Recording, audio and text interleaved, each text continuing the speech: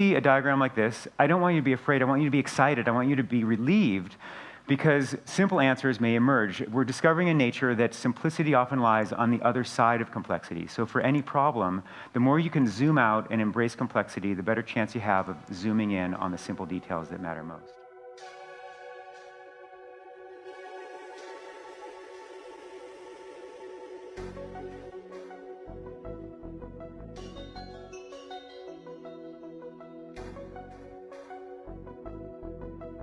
Complex problems require us to use different ways of thinking,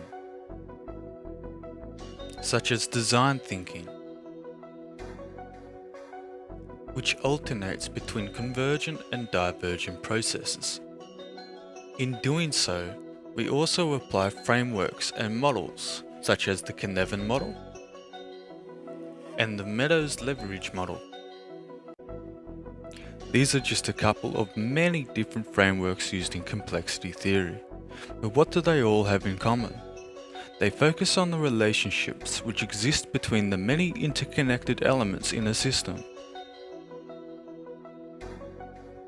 We can use the properties of these relationships to our advantage.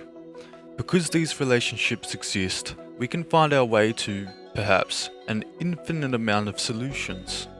This can be done by using abductive logic, deductive logic, and heuristics. By applying these methods, we can make a path to a better understanding of the system.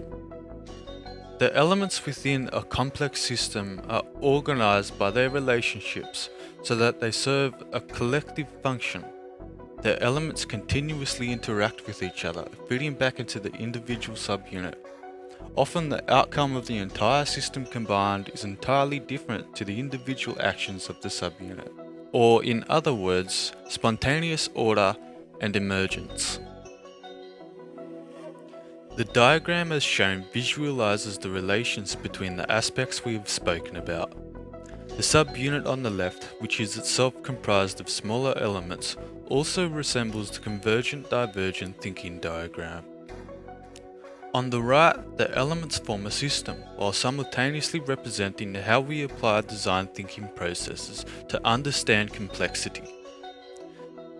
The reiterative process gives rise to wayfinding and eventually a deeper understanding of complexity.